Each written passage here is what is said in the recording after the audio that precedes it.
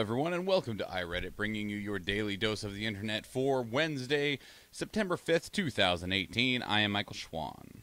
And I'm Robin Banks. Really? What? Yeah, of course. Oh, okay. It's my name. Understood. Please remember, everyone, you can help support our show by going to patreon.com/dailyinternet, picking up our merchandise in the link below, or sending us feedback, topics to talk about, news stories, or just something you'd like our opinion about by going to any of the following locations, such as Facebook, Twitter, Instagram, YouTube, or Reddit, all of which are at iRedditCast. So, Mr. Banks, how are you? I'm doing all right. I get to go do stuff after work when it comes to errands because we paid rent like 5 days ago, but I need to be reimbursed some of that. So I'm excited for that because I'm going to turn around and spend it on food.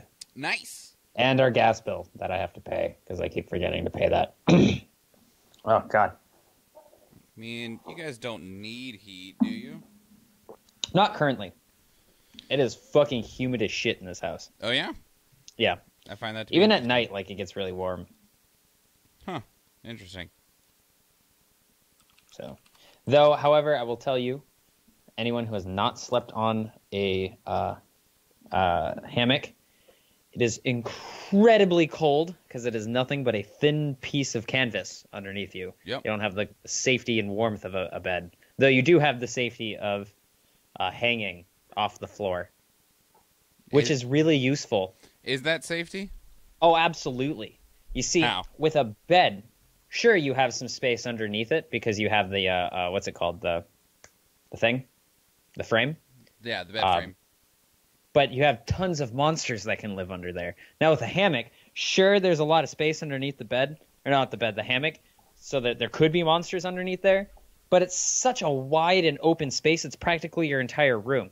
So there's not really any hiding underneath there because you can always see underneath the hammock at any point. Right, they'll just murder you in plain sight. Understood. Exactly. That way, if you see them walking in, you can be like, nah, homie, not today. I'm sleeping downstairs. And you do. And you just leave them there. You're like, you know what? You'll be gone when the sun comes up. Peace, dog. The sun will come out tomorrow. Bet your bottom dollar that tomorrow. So does that mean that you have, like, absolutely zero reason to be concerned in the summer when the sun is just always out and you can't close your blinds? I would be if it weren't for the fact that I managed to close my blinds half the way. Oh, all right. And on top of that, I am borderline narcoleptic. I can fall asleep practically anywhere. Good for you, buddy. Anyway, that didn't work at all. I was going to try and copy and paste over the new topic, but all I did was copy and paste the word opening because I'm great at my job. Genius. 5. Trump suggests protesting should be illegal. This was submitted by Bass Quiet to Our Politics. As well as? Greek Flip to Our Politics. So the reason that this all came about is this is still around the confirmation hearing of Supreme Court Justice appointee Judge Brett Kavanaugh that Donald Trump would like to be put in the Supreme Court. His confirmation hearing is going to be going on like yesterday, today, tomorrow, and I think Friday is when they make their final decision on it. And there have been a lot of protesters there. Like, they have already arrested 70 people at the Kavanaugh confirmation hearings.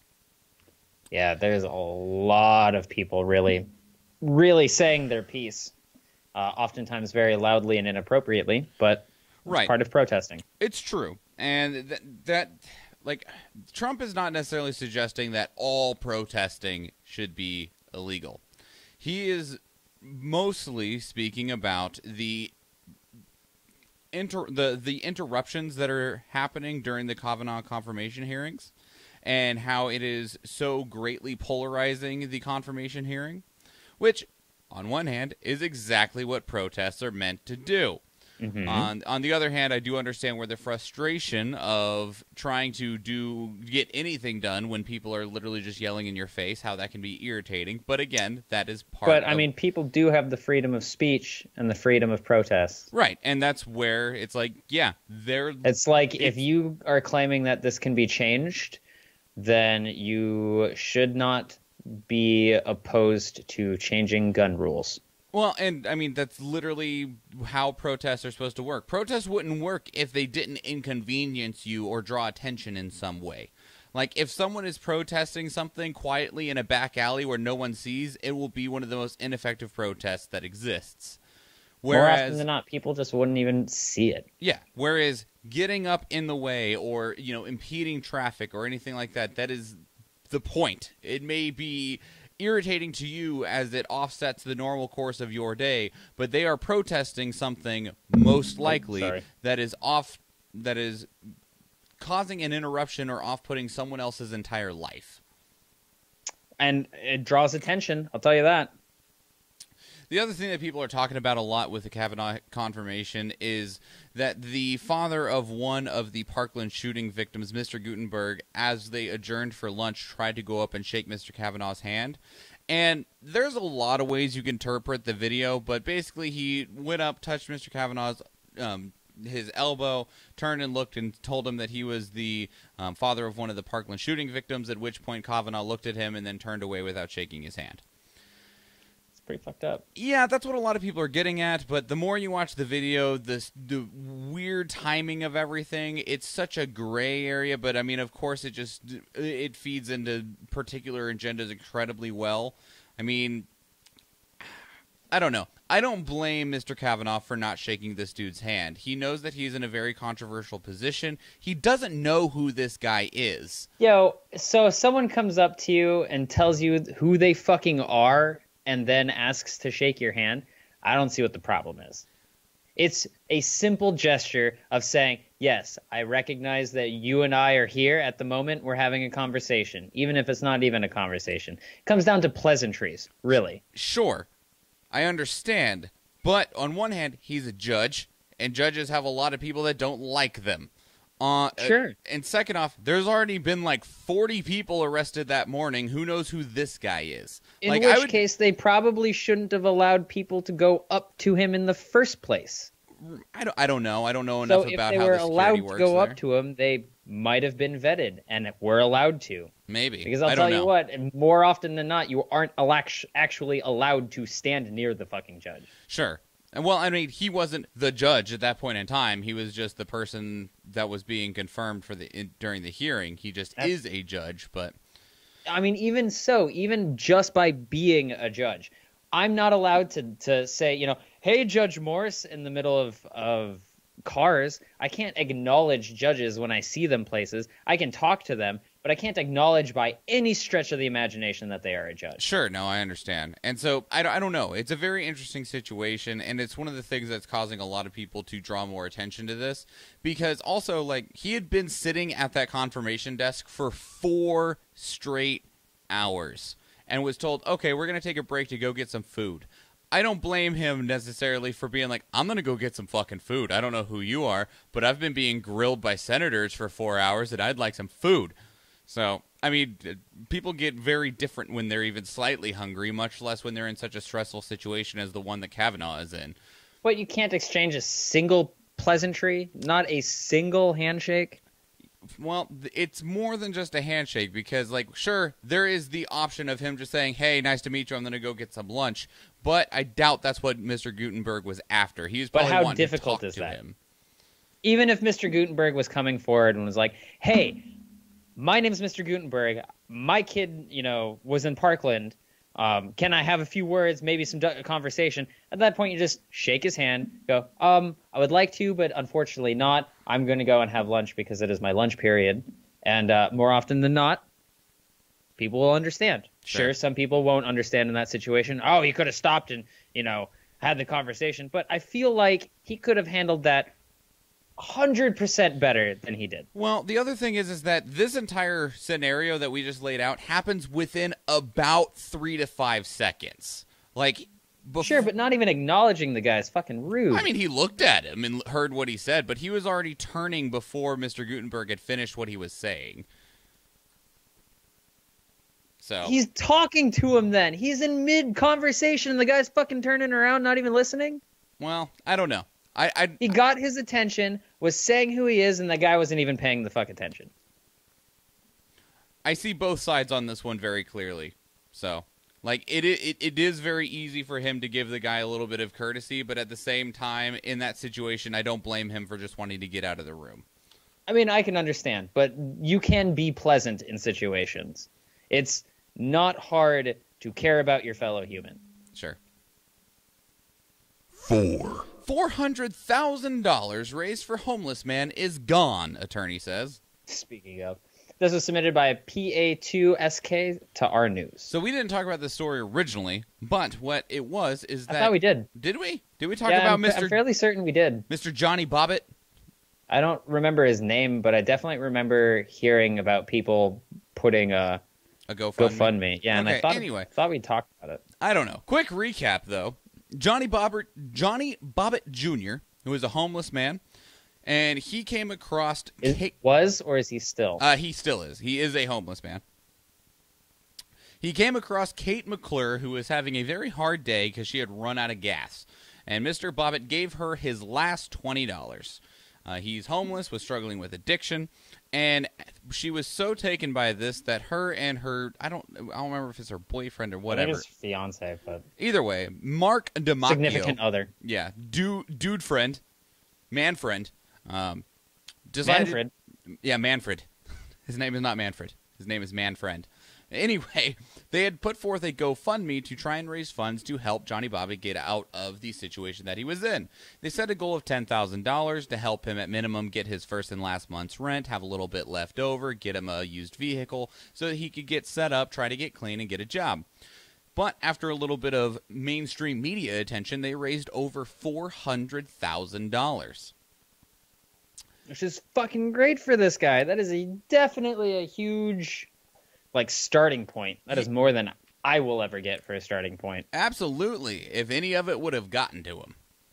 Now, that definitely puts a hamper on things. He has, I think it's around 3 lawyers that are working for him pro bono, so they're just doing this on the free because they want to help out this guy. And because there's probably lots of money involved. In this case, if you're a lawyer, you get a good percentage of it. In this case, there's $400,000 missing. And the question comes in of where is it? And the couple that put Where's the box? What's in the box? Hopefully money. But it's looking like there isn't any and that they spent it on vacations and vehicles for themselves. They did buy a camper for Mr. Bobbitt to sleep in, but they bought it in their name and put it on their property. And after a little while sold it out from under him. They also bought him an SUV, which broke down within a month of when they bought it, and then they sold it out from under him. Yo, that's pretty balls. I couldn't find a proper word. That's bullshit. And they originally claimed that they were not giving him the money because they did not want him to just spend it all on drugs because he was still struggling with addiction, which is fair because especially they said that they'd already given him some of the cash, and even Mr. Bobbitt admits that it did go to drug dealers, and he's like, it's unfortunate, I'm struggling with it. He is actually in a rehabilitation facility right now, but there is still around $300,000 missing. And they're not saying where it's at. Well, shit. That's because they don't have it. That's because they spent it. At least the skeptic in me believes that is exactly what happened. I mean, if they didn't spend it, they would be able to just hand it over like they're supposed to. Because they went on vacations to California and overseas, and they both randomly got brand new BMWs. That's not random, dude. It was random to everyone involved. But through a court order, they were supposed to reveal full accounting of what happened with the $400,000, and they missed that deadline and didn't file an extension. Nothing at all. That's because they're shitty people. That's because they're shitty people, and that money Absolute is gone. Shitty individuals. Gone. I mean, on the plus side, they're going to get what they deserve. Yeah, probably. I don't know. I don't know how that moves forward. Because if they win this case, I'm going to be real fucking surprised. Yeah. 3. President Trump's former top economic advisor, Gary... Fuck, I screw up his last name all the time. Cohn? Cohn. Yeah. Cohn? Gary Cohn? It's like Cohen, but without the E. So Cohn? Yeah, anyway. Cohn. Twice pulled paperwork off Trump's desk that the president was intending to sign to withdraw the United States from trade agreements. This was submitted by stupid Reddit to Our World News. Stupid Reddit. So Mr. Woodward currently wrote a book called Fear, Trump in the White House, and it involves a lot of interviews with different former Trump officials, as well as some other stuff here and there. One of which is a bunch of books are coming out. Yeah, lots of lots of capitalistic opportunities in a dramatic age such as the Trump administration. Mm-hmm. And one of the people that is in this book is Donald Trump's former top economic advisor, Gary Cohn. And he talks about how he would have to completely pull papers off of the president's desk so that he would not jeopardize the United States. One was in spring of 2017 when it would pull America out of NAFTA, the North American Free Trade Agreement. Oh yeah, the one that's currently in talks again because of Trump and everything. In fact, Trudeau said something about that today. They were like, maybe we should have our own just kind of like NAFTA where, the president of any place can't sign it and then disregard it whatsoever. There was also reportedly one that would pull the United States from a trade agreement with South Korea.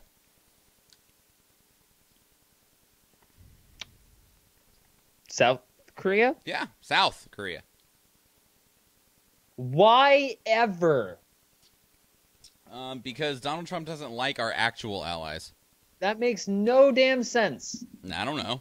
He is the most fucking compromised, and it is so blatantly fucking obvious, and nobody wants to fucking do anything about it. Well, we will actually... Well, that's not true. A lot of people want to do stuff about it, but they have to wait until the blue elections are all done. Well, and we'll talk more about that when we get to my thing of the day, because my thing of the day is very interesting, at least in my opinion. 2. Nestle says slavery reporting requirements could cost customers. This was submitted by Manu Jalalalala to Our World News. So we had already reported, I think it was 2 years ago, that Nestle did an internal audit regarding the possibility of slave work within their organization. Primarily, I believe, it was focused in India. And they did discover that there was some very, very poor business practices going on in where they get their cocoa beans from for Nestle chocolate bars. Well, currently in Australia, they are working on legislation that would require major businesses or any business with an annual turnover of over $100 million would be required to annually report on the risks of slavery within their business and what they've done to address those risks. Which Nestle doesn't like this. They are pushing back against it and lobbying to make sure that it doesn't go through, claiming that it is not as feasible as they would like, it would harm businesses, and that the cost of preparing that report would be pushed onto consumers.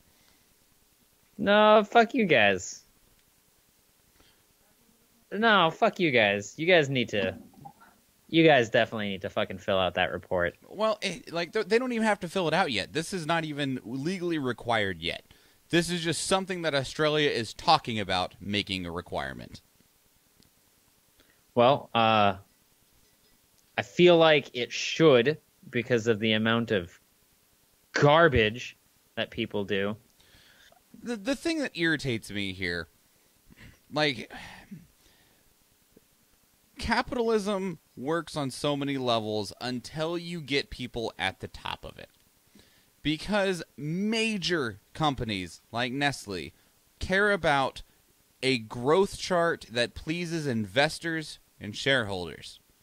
Nothing else. So, honestly, there is no reason that they would need to push costs of preparing this report onto consumers because they turn billions of dollars in profit over and over. It's it's actually disgusting how much money they make. But because they don't want to harm anything that involves their bottom line, they would instead charge more money for a chocolate bar than to ensure that there is not slavery happening within their company chain. God forbid, right? Yeah. God forbid that they put their money forward that they've already accrued after we had paid for their fucking chocolate, which might have been blood chocolate. Maybe. Could have been. We don't know. Because they don't want to go find out. Definitely reminds me of one of my favorite quotes ever. What's that? You've got blood in my chocolate. What is that from? It's from Sock Baby. Okay.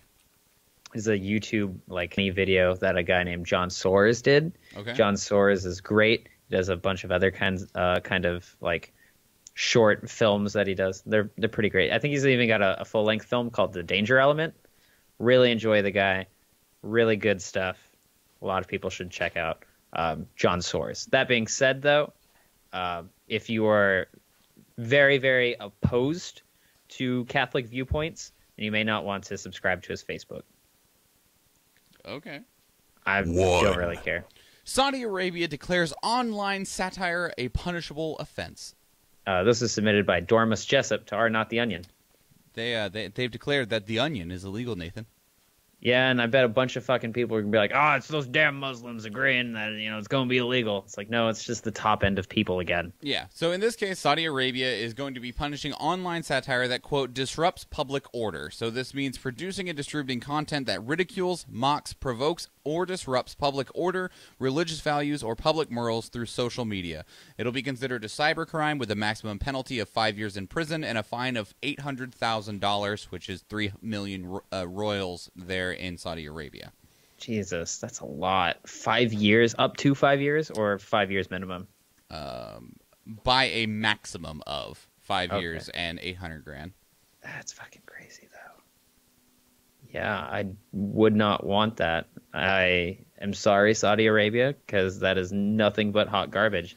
Which sucks. Like, they were making progress in so many other avenues. But it's like, you can't write joke articles because it makes people want to protest and it incites anarchy. I mean, depending on the joke article, you're not wrong. Yeah, But that being said, it's up to you to educate your people to know what the difference between a joke and not is. Yeah. I feel like that's where a lot of places fail. Look at me! Nathan, what did you care about in the last 24 hours? The one that you threw up here is pretty good. Yeah? Ex-Trump lawyer told Mueller Trump is too dumb to testify. Yeah, it hurts, Nathan. This was submitted by Skooma Light to Our Politics. May hurt, but, it's true. So this is coming out. It was in a leaked excerpt in Bob Woodward's book, Fear Trump in the White House. Right, same one that we talked about earlier with the Gary Cohn bit. Right. And a lot of people are declining anything about that book being real, but a lot of the people in the book are the people who are declining it. So, sure, but they could also be lying. It's like a lot of these things are very scathing, so of course you're going to deny the shit that's being said in these things. Mm-hmm. Especially since after what happened with Rex Tillerson. Flex Tillerson! Yeah, so it's just, there's a lot of crazy shit in that book, too. For instance, apparently Trump ordered for the assassination of Bashar al-Assad, who's the Syrian dictator. Sure. After, the whole poisoning and everything. I also cared about Roy Moore because he's suing Sacha Baron Cohen for defamation over a TV sketch that was mocking him. So real quick, actually, before you move to a different topic, I want to add that one of the other things that's in that book, the current defense secretary, James Mad Dog Mathis, stated in a quote, Trump, quote, acted like and had the understanding of a 5th or 6th grader. That is awful. That discredits 5th and 6th graders. Aw, dang. Anyway, go ahead about the Roy Moore crap. So the Roy Moore thing is fucking hilarious. So Roy Moore, or if you guys didn't know, actual pedophile. Yeah, yep. Is suing Sacha Baron Cohen for defamation over a TV sketch mocking him. Every time I see a clip from Who is America, Jesus. So, apparently he had some kind of detector, and he was, detecting a pedophile, and he was saying that it was a mistake, that the detector is defective. So, because he was saying those things during it, there's a large chance that he's not going to, actually take any negatives from this lawsuit. In addition, someone posted it in the comments here. I have the YouTube link. There is an interview where Roy Moore specifically admits to dating underage girls. And not just dating them, but taking advantage of their parents to date them. Yeah, he's a bad man. And if you don't believe me, I will leave this fucking this thing here. It's at the 3-minute to 5 minute mark.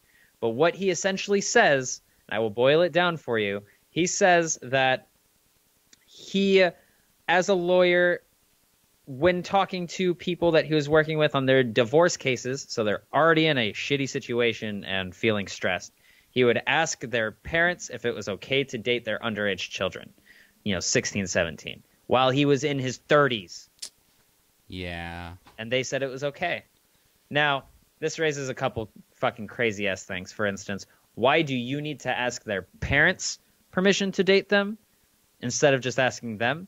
Why? Because you are a fucking pedophile. And you can sue me for libel and defamation and whatever. I don't give a shit. Because you are a giant, gaping pedophile, and you deserve to be thrown in prison, where you will most likely be murdered. Anything else for you, sir? No, I just dislike Roy Moore. That's fair. Here, I'm going to leave this in the comments here. Cool. The thing I cared about in the last 24 hours is, quote, I am part of the resistance inside the Trump administration. This was submitted by Clear Daniel to Our Politics.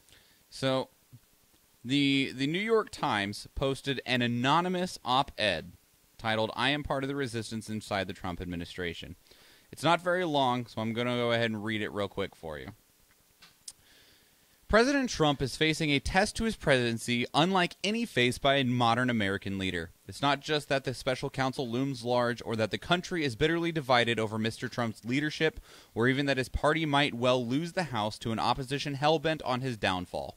The dilemma, which he does not fully grasp, is that many of his senior officials in his own administration are working diligently from within to frustrate parts of his agenda and his worst inclinations.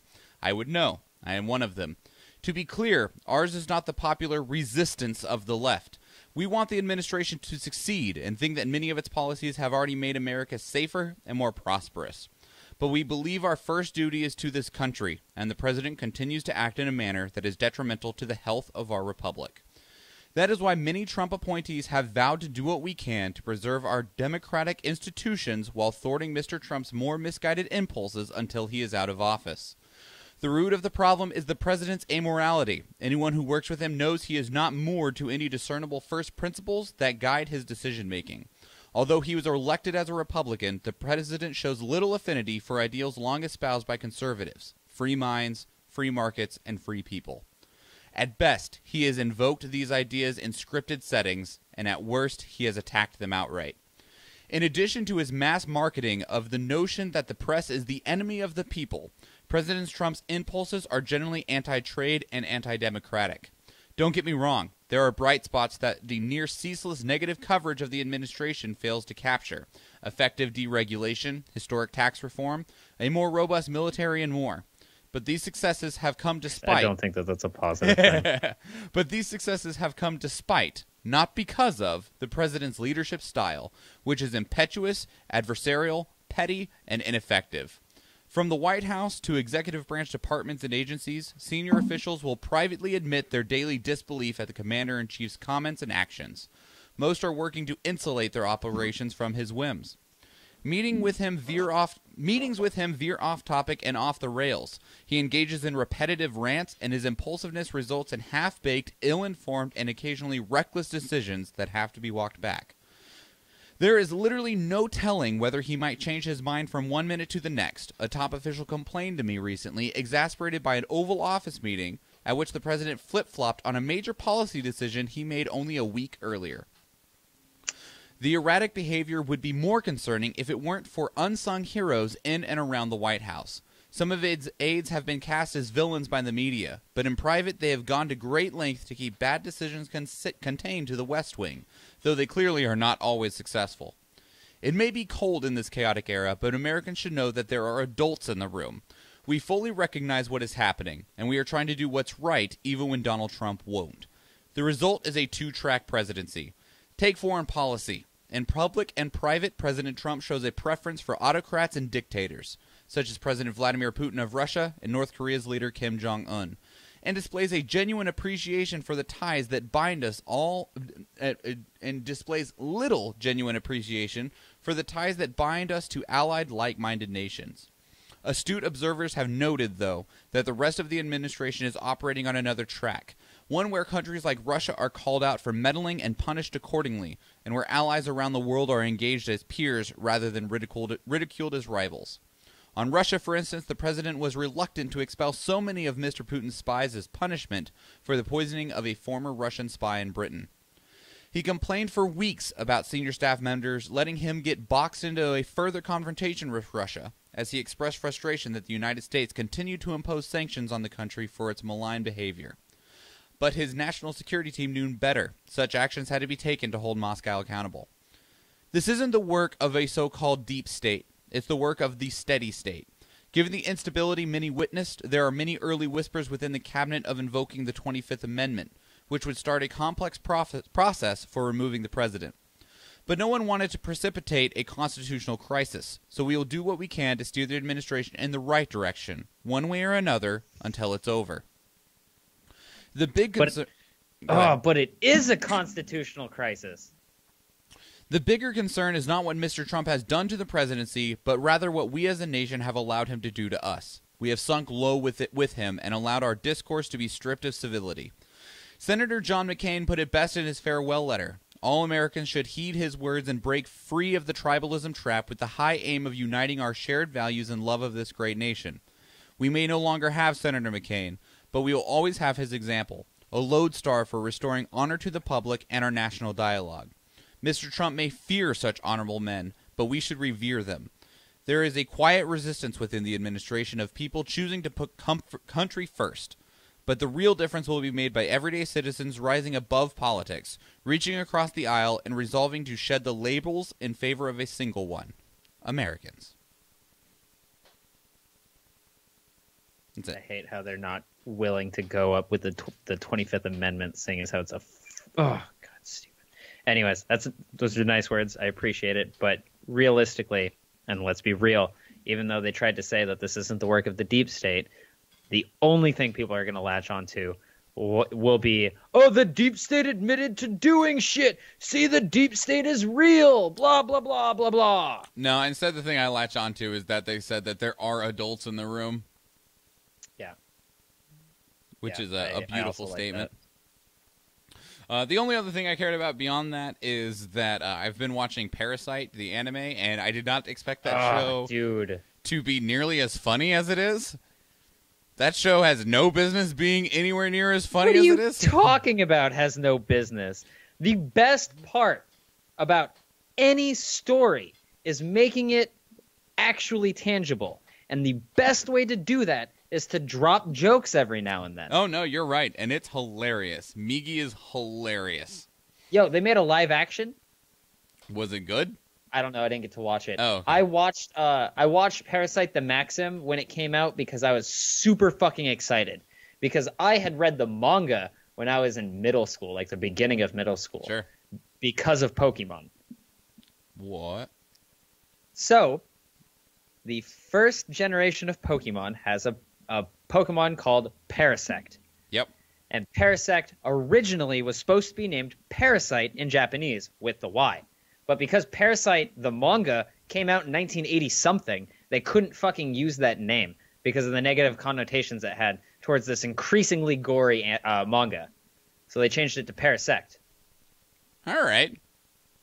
Neat. And when I had read that fact, I was like, oh, fuck yeah, I'm going to sit down and watch that. And I found out there was no anime. So I was like, all right, I'll read it. And I found it, and it was fucking dope, including Penis Arm. Penis Arm was by far one of the best parts, and they nerfed it in the anime. I don't know what Penis Arm is, but you know what? That's okay. How many episodes have you watched? Let me pull it up. I want to say it's in episode 2. Oh, are you talking? Okay, which part are you talking about? When it tries to? When Miggy turned into a giant dick. Oh no, that didn't happen in the anime. It did. At least not at this point. It happened in like episode 2 or 3. He's sitting there talking to the girl he has a crush on, and his arm starts talking to him, and he freaks out, and he turns away, and he turns back, and his arm like pokes out of the bottom, and it looks like a dickhead, but it had turned into a dick. Now in the manga was different. He had asked the girl on a date, and she said yes. So they went to McDonald's to go on a date, and the entire time Miggy's like, yo, your heart rate's increasingly getting faster. You're excited. This is adrenaline. What's going on? You want to mate with her, huh? Here, let me help you. And turned his giant arm into a giant dick. And he was just like, oh my God, in the middle of fucking McDonald's with a giant dick arm.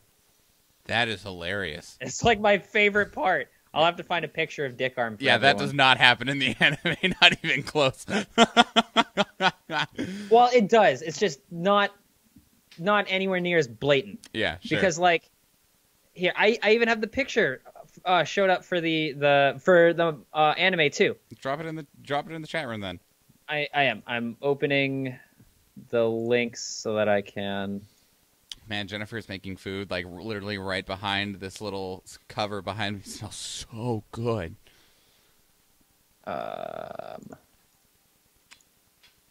Okay, so the first one, which is the good old manga, is there. Okay. And the second one, copy image location, is right there.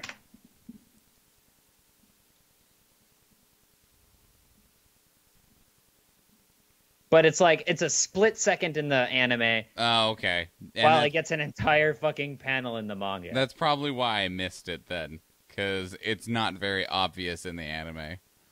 Yeah, yeah. And I mean, again, it was like a split second. Sure. You can even see the motion blur from it while he is perfectly just stark still.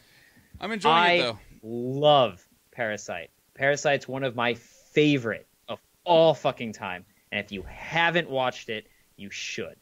I have. 'Cause it's only like 24 episodes. Yeah, it's a good. It's the right size in my opinion.